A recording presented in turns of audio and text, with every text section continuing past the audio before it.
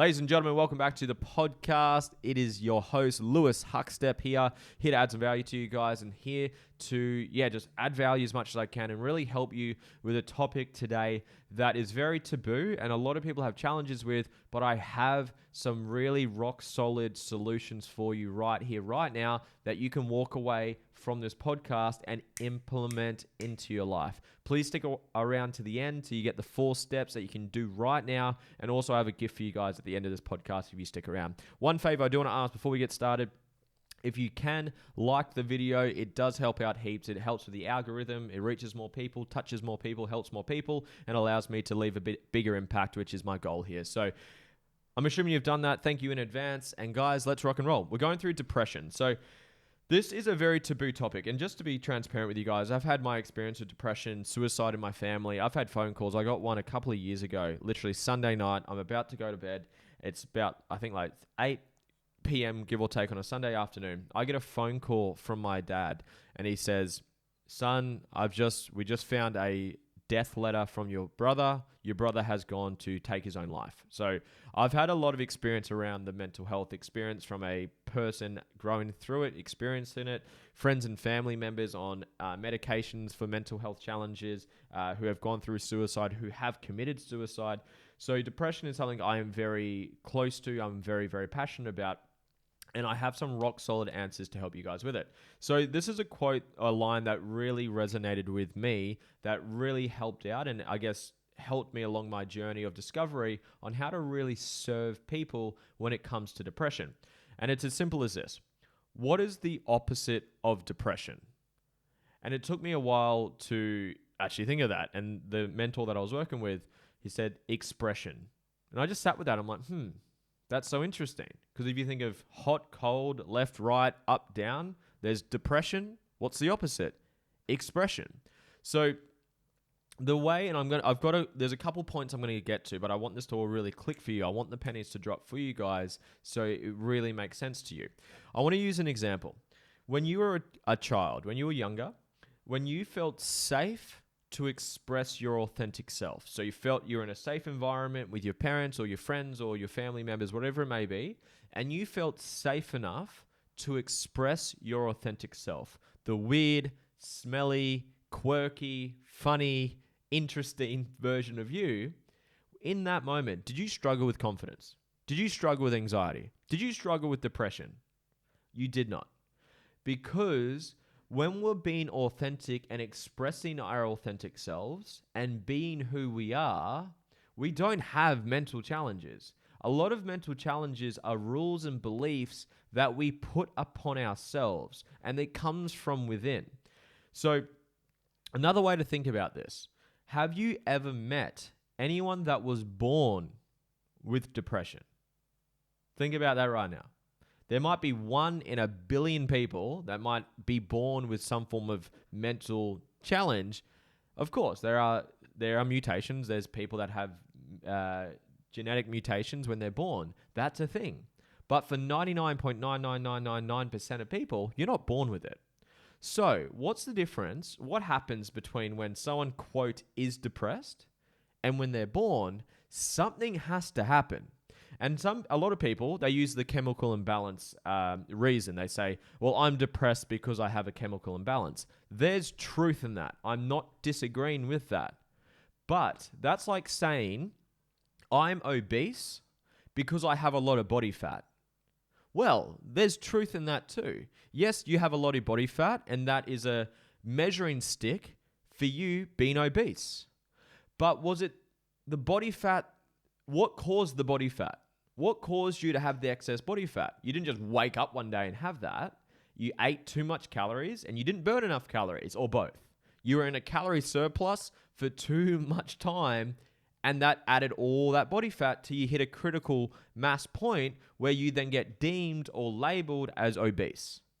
So is it the body fat that caused it, or is body fat just a symptom of you being obese? And this is the same analogy or comparison with depression. People say it's a chemical imbalance. Well, you weren't born with it.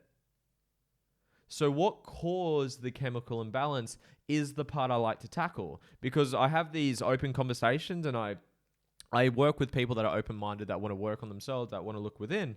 and they say they want to work on the reason they're feeling down, the reason they have that imbalance. It's not the imbalance that just sort of shows up out of nowhere. You don't just wake up one day and you've got it. You're doing things, or you're not doing things that are leading you to feel that certain way, to have certain perceptions, to have certain reactions that are happening within your body. So I just want you guys to consider everything I'm saying right now. So the best way, I have 4 steps and I'm going to get to now. These 4 steps are going to help you express who you are, who are going to help you be in love with who you are, to be confident, to have high levels of self-worth. And I'm going to use examples to give you a bit of a reflection of why you probably have felt depressed or experienced depression. Just something before I dive into it. The strongest force in the human psychology is to stay consistent with how we define ourselves. I'm going to say that again. The strongest force in the human psychology is to stay consistent with how we define ourselves. What do I mean by that? If you think you are a certain way, you will find things to reaffirm those things about you. If you think you're not good enough, you will find things in your life to reaffirm that belief that you have about yourself, because we always confirm our beliefs. I'm going to say that again. We always confirm our beliefs. So say, for example, a doctor or someone in an authority figure, your parent, a teacher, someone comes up to you and says, you have depression, you are depressed. Then you're going to find things to reaffirm that belief if you choose to believe it. So your beliefs have so much fucking power over you. So a belief I would love to share with you. No one has depression. You experience it. I have experienced depression. I have experienced anxiety. I have experienced suicidal thoughts. And I came from an upbringing where I got diagnosed with a fucking medical certificate that you have autism, that you have ADHD, that you have Asperger's, that you XYZ. And I'm very grateful my parents didn't want to take down the route of medications. But because I had that belief about me, and did I have things, personality types, patterns, ways of communicating that were similar to someone who was experiencing? Absolutely. But if you subscribe to the belief that you have, then you're going to live to that. You're going to make that belief true. So even shifting from I have or I am to I experience is going to make a huge fucking shift in your psychology. You're going to experience depression. It's a part of the human fucking experience. You're going to experience anxiety. It's a part of the human experience. Anxiety is fight or flight. It's a different topic. I'm going to do another podcast on that specifically. But if you believe you have it, then you're going to reaffirm that belief. So I want to challenge guys, you don't have it. It's not who you are. It's something you experience. And it is feedback for the things I'm about to say. So here are my 4 steps. I know I've taken a while to massage into this. Here are the 4 steps. Step number 1. This will take care of 90% of you guys in terms of experiencing depression. The biggest fundamental reason you're experiencing depression is you are not prioritizing your values in life. I'm going to explain that a little bit more, but think of this. Depression is feedback that you are not prioritizing your values in life. Who's heard the quote, you can't pour from an empty cup? You need to be selfish so you can be selfless. This is the practical implementation of that. I'm going to explain what that means, but that is the biggest fix to help you get out of depression, is look after yourself. Do what you love. Do what's best for you. Stop putting everyone fucking else's needs and wants and expectations ahead of your own. You do that, and I guarantee for 90% of you, that's going to get you out of it. So what are values? Values are things that are most important to you. They're your life priorities. They're not values like I value honesty or loyalty or respect. They're human personality traits. They're human characteristics. They're social idealisms. Values, in the way that I teach it, in the way that I help my clients with it, in the way that I live my life, are what areas of your life are most important to you. So think about you right now, listening to this podcast or watching this live video that I'm live as well, and watching this podcast with me. Think about, what are the most important areas of your life? Might be your relationship. It might be your career. It might be your family. It might be your health. It might be finances. It might be experiences, traveling the world. It might be learning. It might be coaching. It might be teaching. It might be music. It might be dancing. It might be movement, whatever it may be. Think of the top 3. In fact, think of the top 5. Let's say hypothetically, your career, your relationship, your family, your health, and your finances. Let's say they're your top 5. They mean the most to you. Now let's pretend all 5 of those areas were not being prioritized and they were all going terribly because you were putting other people's needs and wants and values ahead of your own. How would you feel? Just think of that. How would you feel? What feedback would you receive emotionally from the universe by you not putting yourself first and not prioritizing the things that are most important to you? You'd feel shit. You'd feel down. You'd feel sad. You'd feel depressed. And you do that for that, and that literally just by focusing your perceptions, doing things or not doing things, that has an impact on the imbalance of chemicals within your body. And this is where the imbalance does come from. That's why there's truth in it. I didn't say it's not true. There's truth in it, but it's a symptom, not the cause. So I like to go through, okay, well, great. A symptom is you have an imbalance and that's why you're depressed. No, a symptom of being depressed is you have an imbalance. What's causing the imbalance? This is what's causing it. So the biggest tip I give anyone to get out of depression is sit down with yourself, pen and paper, and write down what is most important to you in life. What fulfills you? What do you love? What inspires you? What gives you energy? And some people will be like, I don't have anything that fulfills me. That's because you've lived life so fucking long, putting everyone else's needs ahead of your own. So the biggest tip I want to give you guys, and nail this home, underline it, scribble around it, bubble it, exclamation point after it, is put yourself first. Be selfish to be selfless. Pour from a full cup. Stop living life on low battery mode because you're filling everyone else's batteries up. Put yourself first. Set boundaries. Hold people to them. Get clear on what it is. So this is the next step within that. So figure out your top 3 to 5 areas, top 3 to 5 values. And I have a process to show you how to do that, but I'm just giving you a generalized version on a podcast. Is figure out what are your top 3 to 5 areas of life that are most meaningful to you. Family, relationship, health, business, travel, music, dancing, money, learning, teaching, whatever it is, it doesn't matter. It's unique to you. That's why I love values and prioritizing your own, because everyone's unique. What's fulfilling to you watching this video right now, this podcast right now, is different to me. It's different to your friend. It's different to your partner. It's different to your family. It's different to everyone. It's unique. We have alignment with people, and that's where probably the people that you connect with the most. So get clear on your values and schedule them into your calendar. What doesn't get scheduled doesn't get done. Write that one down. What doesn't get scheduled doesn't get done. Remember that. Step number 2, I'll speed this up a little bit, is look after your health.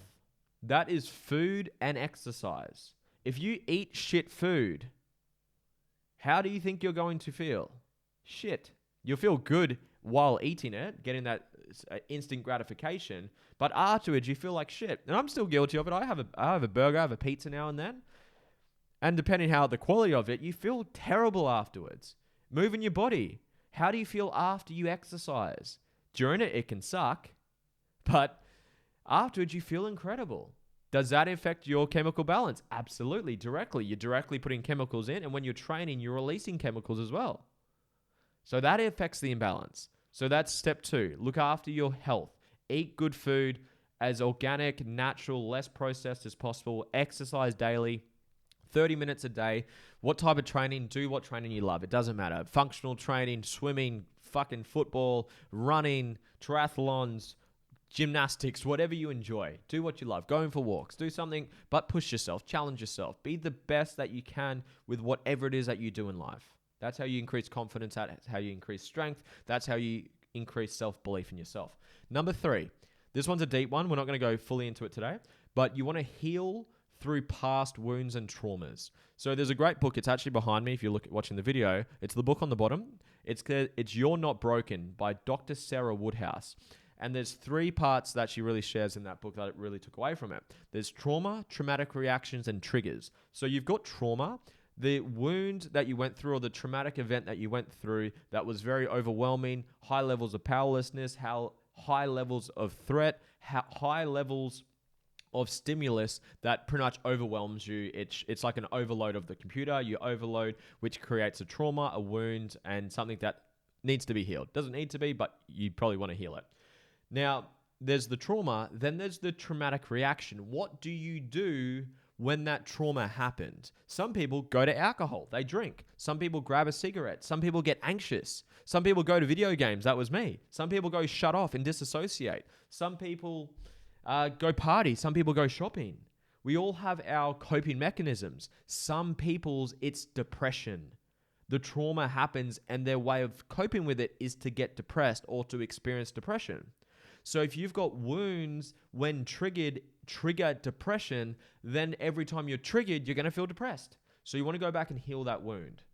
So healing is always a part of the journey, in my opinion anyway. So healing is a huge factor. And then the 4th one is do a time audit of the people that you spend time with. You hang with the most overused and very true quote of self-development. You become the average of the 5 people you hang around, mentally, emotionally, spiritually, financially. If you hang around 5 people that are depressed, how do you think you're going to feel? You're going to feel shit house. I'm not saying cut them off and say goodbye to them, but have those conversations. Say, hey, look, I'm working on me now. I've watched an incredible podcast by a handsome gentleman named Lewis, and he said, do these 3 things. And the 4th one as well is to just be conscious of the people that you hang around.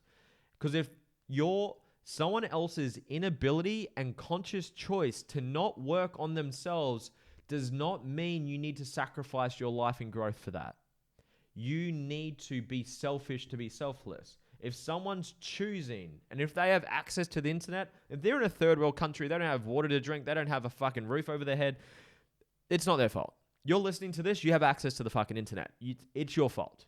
It's not your fault what happened to you. It's your responsibility how you react to it and respond to it. So if you've got friends or family members that are consciously choosing not to put in their inner work, not to invest into themselves, not to fucking improve the quality of their life, do not let their inability to work on themselves hold you back. And you need to set boundaries. You need to be fucking firm with them. And those are my 4 steps. Let me summarize it. Live to your values. That will solve it for majority of you. Number 2, look after your health. Train consistently. Eat good food. If you eat shit and you train like shit, you're going to feel shit. Number 3, heal through any unhealed wounds, because we all have wounds, but you might have a traumatic reaction where your reaction is depression. So when you get triggered, the trigger triggers depression. So you want to heal through that wound. I show you how to do that. We're not going to go through that on this podcast. We'll be here for another 20 minutes. And then 4th is make sure you're hanging around the right people. You pick up people's energy. You want to be happy, optimistic, positive. Hang around those types of people. You'll pick up on their beliefs. You'll pick up on their way of thinking. You'll pick up on their frequency and their energy. That's how you do it. If you guys got value from this, please send me a message on Instagram. That's where I'm most active. Share this on your story. Tag me. I love it when I get tagged so I can reshare it. And guys, keep working on yourself. Thank you for listening to this podcast. Thank you for giving me your time today. I do have a favor. Share this with a friend. Help one to help one other. So it's an impact that we can share this impact.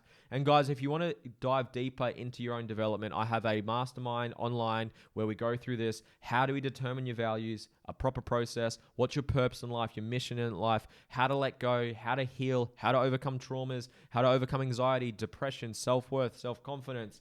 How to create a life on your terms, how to build a deep, meaningful relationship, how to start, build, and scale a business so you can earn money doing what you love, loving what you do. I help you guys with all of that, and I have a free trial for you guys, a free month experience of it. Just go, there's a link below wherever you're watching this. There's a link in the description, or just go to lewishuckstep.com, www.lewishuckstep.com. It should take you to a page, okay? I hope that made sense. I hope you guys got value from it. I fucking love and appreciate you guys, and I'll see you on the next podcast. Much love. See you soon.